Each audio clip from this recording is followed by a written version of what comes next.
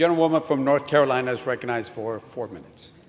Thank you, Mr. Speaker, and thank you so much to the chair of the Judiciary Committee. I am heartened that today we will vote to send this bill to the President's desk to guarantee justice for victims of child sex abuse. Experts estimate that more than 85% of child sex abuse goes unreported. Kids experiencing abuse face a variety of barriers to reporting. Often, they don't know how to recognize abuse. They don't know how to talk about their experiences, or they don't have a trusted adult they can contact.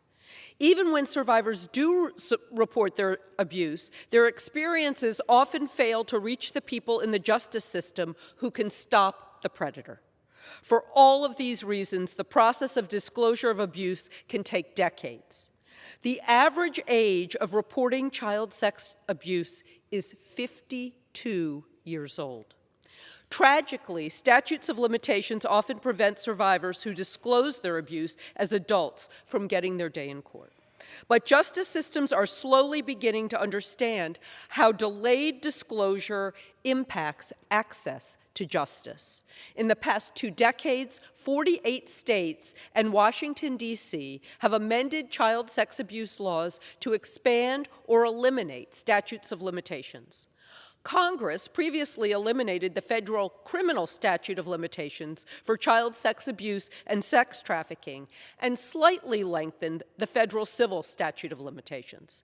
However, this short extension of the civil statute of limitations does not reflect current data on just how long most survivors delay disclosure of their abuse.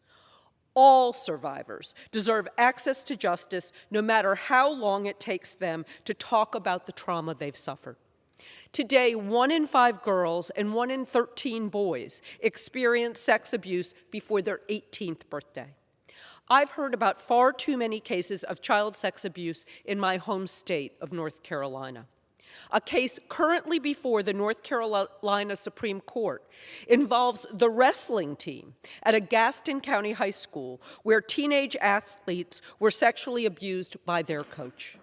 While the coach was convicted and sentenced to decades in prison, the athletes were initially unable to sue in civil court because of the statute of limitations.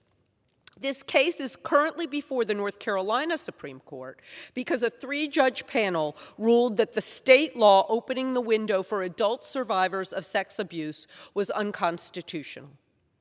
We cannot provide effective remedies to survivors while the federal civil statute of limitations remains in place. I want to thank my colleagues, Representative Swalwell, Representative Salazar, and Representative Reichenthaler for leading this effort with me in the House, as well as Senator Durbin and Senator Blackburn for leading the bill in the Senate. I urge support of the bill, and I yield back. Gentlewoman yields back.